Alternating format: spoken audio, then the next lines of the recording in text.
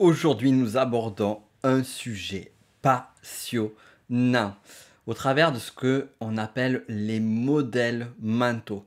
Moi, ce que j'aime également appeler la pensée intégrale. C'est-à-dire, en d'autres termes, avoir une capacité de réflexion, avoir une capacité d'observation sur la vie, sur le monde, qui nous permet de voir toute la subtilité, toute la granularité, toutes les nuances qui vont être présentes dans la réalité, d'avoir cette capacité de discernement que finalement la plupart d'entre nous ne sont pas capables ou n'ont pas justement la capacité d'avoir. Eh bien nous, on va apprendre à développer cette capacité-là au travers finalement de ce premier numéro de finalement de pensée intégrale ou de modèles mentaux. Et nous allons parler de pensée en gris. On est parti. Et donc, je te souhaite la bienvenue au travers de ce podcast. Mon nom est Nico Pen, auteur, formateur, spécialiste en connaissance de soi, psychologie de la personnalité, ou ce que j'aime appeler l'approche intégrale, où on utilise de nombreux outils comme l'énéagramme, la spirale dynamique et bien d'autres encore, afin de pouvoir appréhender au mieux la connaissance de soi-même et la connaissance du monde extérieur. Alors, donc, on a vraiment deux points sur lesquels on doit parler aujourd'hui. Tout d'abord, la notion de modèles mentaux et ensuite la pensée en gris. Alors venons-en tout d'abord sur les modèles mentaux. Les modèles mentaux, qu'est-ce que c'est? Eh bien, ce sont des modes de perception, je dirais, des modes de perception de la réalité, des modes de compréhension aussi de nos prises de décision, afin de pouvoir mettre beaucoup plus de subtilité dans notre façon d'être et notre façon de faire. J'appelle également cela la pensée intégrale, en lien avec l'approche intégrale et notamment l'accompagnement intégral dont j'ai parlé. Donc c'est une formation que j'ai créée qui permet d'aider les coachs et thérapeutes et consultants justement à pouvoir faire une approche qui est plus holistique de son rapport avec les clients. Donc ça, c'est l'accompagnement intégral. L'approche intégrale, c'est vraiment cette approche qui permet de saisir finalement toutes les nuances dans notre façon d'être, dans notre façon d'agir, dans notre façon de ressentir la réalité, mais aussi dans notre perception de celle-ci. Voilà, donc là on a vraiment posé le cadre et au travers des modèles mentaux, au travers de justement cette pensée intégrale, eh bien on va avoir différents outils qui vont nous aider. Et différentes approches. On pourrait parler de différentes grilles de lecture. Certaines sont vraiment très rapides, très simples à mettre en place. D'autres vont être un petit peu plus délicates.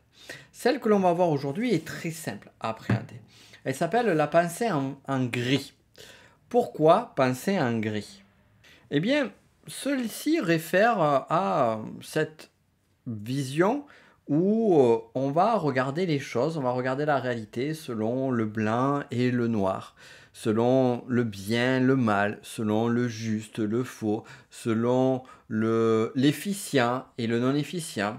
Donc on va très rapidement être sous une approche qui va être une approche, je dirais, très dualiste entre ce qui est positif et ce qui est négatif. Donc le bien est positif pour nous, le mal est négatif, le juste est positif, l'injuste est négatif, et ainsi de suite. Et très rapidement, en fait, et ça c'est quelque chose de très naturel, que l'on a développé très tôt, si on regarde la spirale dynamique, les niveaux de conscience, et pas que la spirale dynamique, les niveaux de conscience, on se rend compte qu'on développe très vite cette approche qui est une approche dissociative, et de comparaison, où je vais regarder ce qui est similaire à moi et je vais également regarder ce qui est différent de moi. Et dès lors, je vais avoir tendance à me rapprocher de ce qui est similaire à moi et à repousser ce qui est différent de moi. Ce qui peut amener d'ailleurs à un moment donné de notre vie sur ce métasystème, ce système de valeurs qui est le système de valeurs orienté sacrificiel, ce système de valeurs bleu en spirale dynamique, pour faire juste cette référence-là, qui est un système de valeurs où on va avoir qu'une seule vérité. Et on va arborer cette vision-là ou en étant assez dogmatique dans notre approche. On se rend compte avec le temps que cette approche dogmatique, eh bien, hélas, elle n'est pas bonne, tout simplement. Voire même au-delà d'être bonne ou mauvaise, puisque là finalement on est encore sur du blanc et du noir, au lieu d'être bonne ou mauvaise, elle est elle peut être carrément nocive pour nous. Combien de fois s'est-on planté en voulant faire quelque chose de positif, quelque chose d'agréable, quelque chose qu'on semblait juste, et finalement avoir fait plus de mal que le bien. Comme dit l'expression, l'enfer est pavé de bonnes intentions. Dès lors, il est difficile de prendre les bonnes décisions.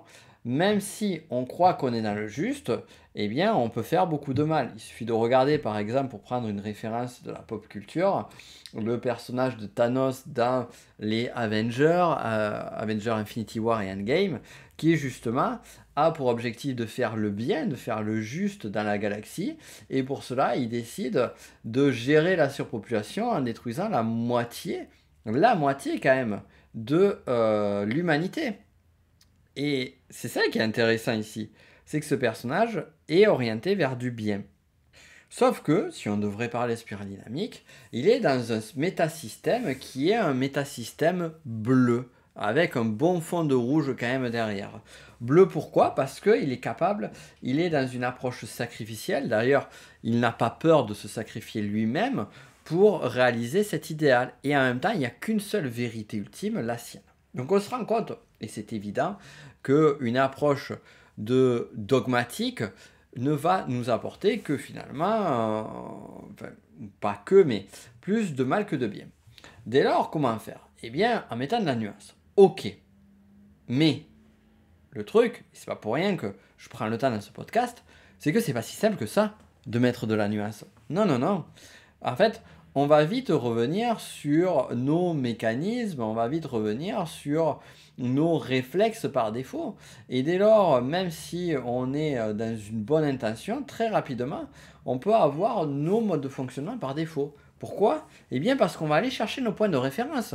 Par exemple, dans notre vie, à force d'expérimentation, et selon un accord avec nos propres valeurs et nos propres croyances, eh bien on va très vite déterminer si une chose est bonne ou si une chose est mauvaise, si une chose est juste ou si une chose est fausse, et ainsi de suite. Donc ça, c'est des choses qu'on va faire naturellement. Et ça va pas être facile, justement, de sortir de cette zone noire ou blanche et d'arriver sur une zone de gris.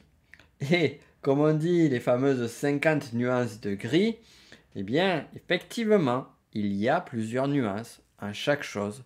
Et même si on prend une vision de quelque chose qui peut sembler très noir, on pourrait prendre dans les heures actuelles, eh bien, la façon dont est dépeint d'ailleurs Vladimir Poutine, elle est très noire, clairement.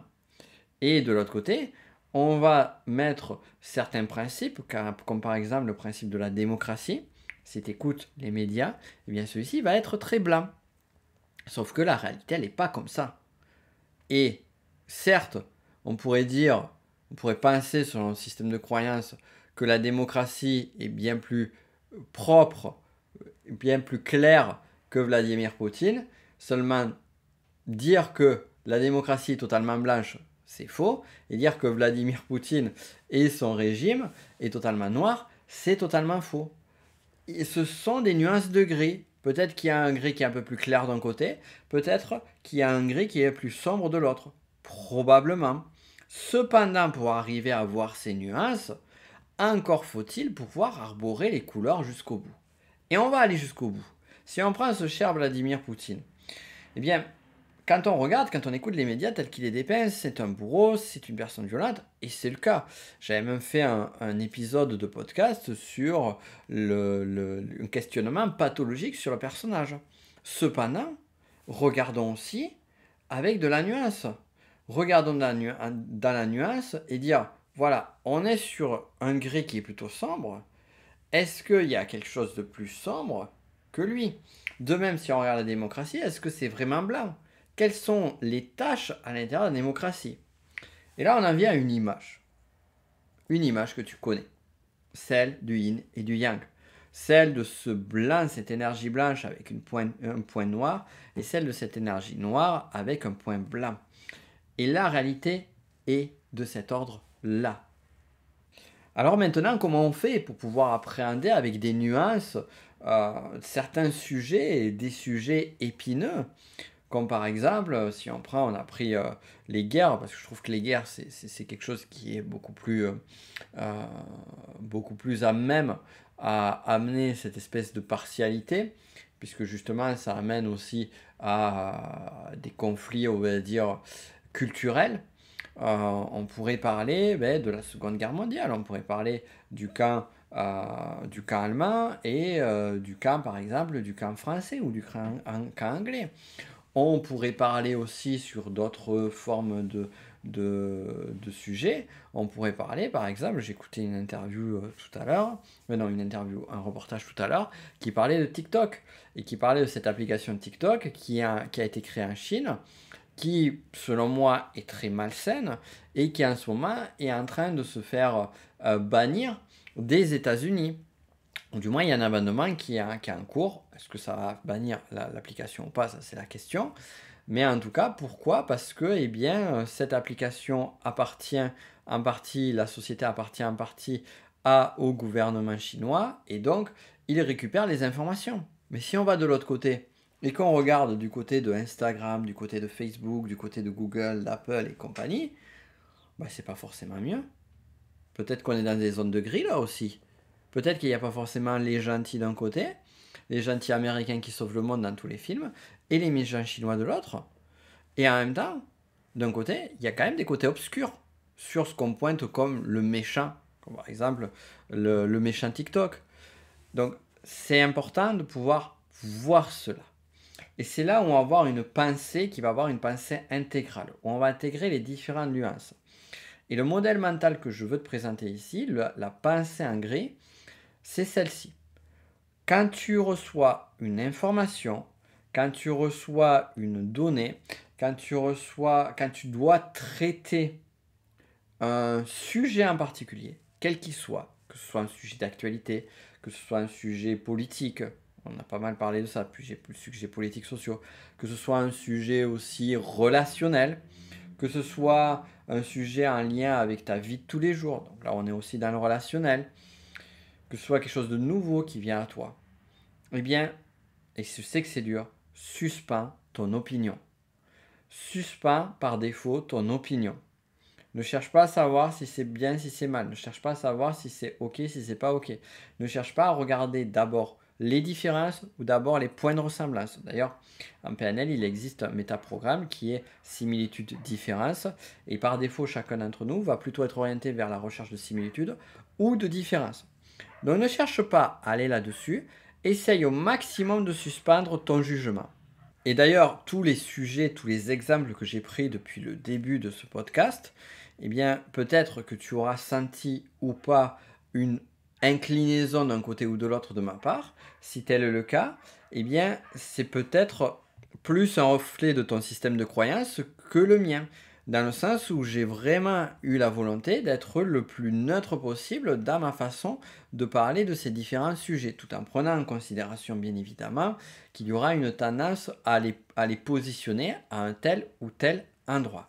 Donc on va commencer par ça. Penser en gris, c'est commencer à enlever l'opinion présente. À un moment donné, il sera naturel, je dirais, j'allais dire nécessaire, mais il sera naturel que tu vas te positionner dans quelque chose. Que tu vas te positionner plutôt pour, plutôt contre. Et c'est ok. C'est même bien. Parce qu'à un moment donné, on ne peut pas être dans la neutralité totale. Il suffit de regarder, même dans des États comme par exemple la Suisse qui a cherché la neutralité jusqu'au bout, et bien là, il suffit de regarder avec la guerre en Ukraine que la Suisse finalement est sortie d'une certaine façon de sa neutralité. Donc on se rend compte que le point de positionnement de neutralité, certes, il peut sembler être comme un idéal, mais dans le monde réel, que ce soit dans le cadre de sociétés, d'organismes ou quand ce soit dans le cadre individuel, il est très difficilement tenable. Donc voilà. Ceci étant dit, on ne prend pas de position au départ, on ne fait pas d'opinion, on ne fait pas de supposition là-dessus. D'ailleurs, ça nous fait un rappel avec un autre sujet qui n'a absolument rien à voir.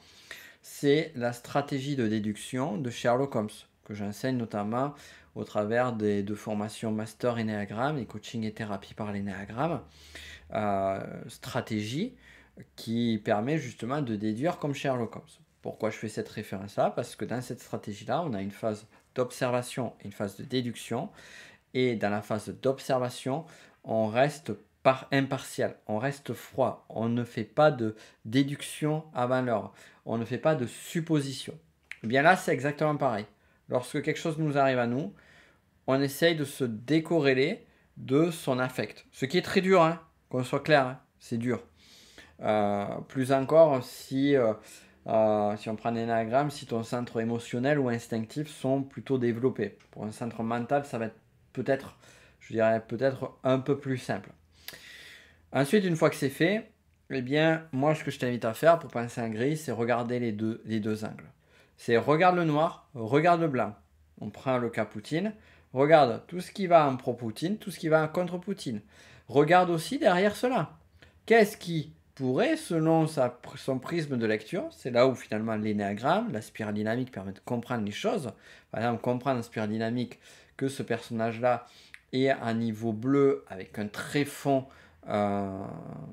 gros fond de rouge, ça permet de comprendre pourquoi il prend ces décisions-là, qu'on soit pour ou qu'on soit contre.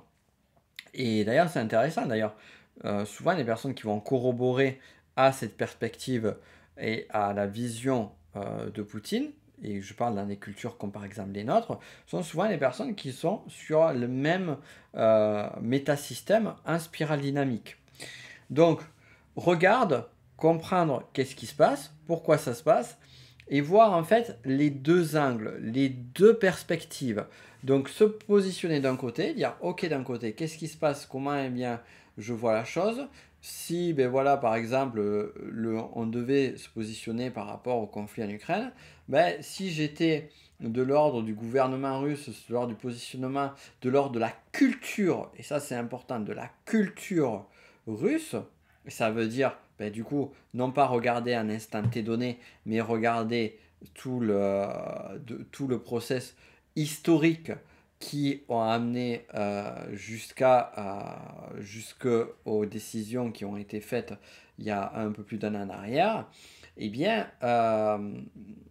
là, ça va permettre de mieux comprendre cette partie-là. Et ensuite, bien évidemment, on va aller sur l'autre côté. Celui qui, finalement, bah, ça dépend de chacun, mais en tout cas, pour moi, est beaucoup plus simple. Et j'imagine que pour toi aussi, c'est celui qui correspond plus à notre culture, à notre perspective et à notre positionnement. Eh bien, on voit quelqu'un qui est agressé et on voit qu'est-ce qui se passe. Mais comprendre justement qu'est-ce qui se passe, à quel endroit, comprendre mais la granularité aussi, par exemple, eh bien, de l'État ukrainien, ça permet de justement avoir une vision différente des choses et voir finalement les nuances de gris. Et in fine, tu peux arriver de positionner, comme c'est mon cas, tu vois, en termes de positionnement, de dire voilà, ok, si je regarde un Vladimir Poutine, une invasion de l'Ukraine, pour moi, c'est quelque chose qui est quand même un gris très sombre. Cependant, le fait d'avoir fait ce travail en amont, eh bien, ça permet de comprendre pourquoi, eh bien, ça s'est fait. Qu'est-ce qui a amené ce personnage-là à faire cela? Et ça permet aussi de comprendre les enjeux d'un côté comme de l'autre. Et c'est cette pensée grise qui permet d'aller voir des aspects et des facettes qui parfois peuvent être dures, parce que ça va totalement en opposition, en contradiction à tes croyances, à tes propres valeurs. Donc c'est difficile d'aller jusque-là. Mais si tu arrives à aller vers ce côté-là, un côté qui va se sembler très obscur, eh bien, ça ne veut pas dire que tu vas te marier avec ce côté obscur. Loin de là. Ça ne veut pas dire que tu vas le valider. Ça ne veut pas dire que tu vas changer tes valeurs. Ça ne veut pas dire que tu vas changer de perspective. Mais ça veut dire tout autre chose. Ça veut dire que tu vas mettre plus de compréhension, plus de clarté plus de lumière sur l'enjeu. Voilà pourquoi la pensée en gris est fondamentale et nous permet de mieux comprendre la réalité. Donc c'est un modèle mental qui est super intéressant de pensée intégrale. Si tu souhaites que je t'en donne d'autres, eh bien je t'invite à me le dire. Normalement, si tu es sur Spotify tout particulièrement, il y a un espace de questions. Donc dis-moi si ça t'intéresse que je fasse d'autres épisodes sur le sujet. Je verrai en fonction du nombre d'écoutes. Donc si tu as trouvé l'épisode pertinent, n'hésite pas à le partager non plus. Et en fonction des réponses, si je te fais d'autres épisodes à ce sujet ou pas. Tu me diras. Enfin, j'ai beaucoup parlé de spirale dynamique, j'ai parlé de l'approche intégrale. Je t'invite à regarder, il y a une masterclass gratuite sur la spirale dynamique qui explique un peu plus ce que c'est en description, ainsi que la newsletter intégrale. Ça, c'est nouveau. Tu vas retrouver du contenu exclusif une fois que tu vas t'inscrire et également accès à des masterclass gratuites qui font pas partie de mon contenu public, qui est du contenu privé, ainsi que des énormes réductions sur mes formations. Je t'invite à regarder tout ça et à t'y inscrire si ce n'est pas déjà fait. C'était un plaisir. Et quant à nous, on se retrouve la semaine prochaine pour un nouveau épisode, si ça marche bien peut-être, sur un modèle mental. Ah, quoique non. Excuse-moi. Non, la semaine prochaine, on va faire une interview et on va parler d'hypersensibilité. Tu vas voir, ça va être super intéressant, surtout avec l'invité que je te prépare. À très vite.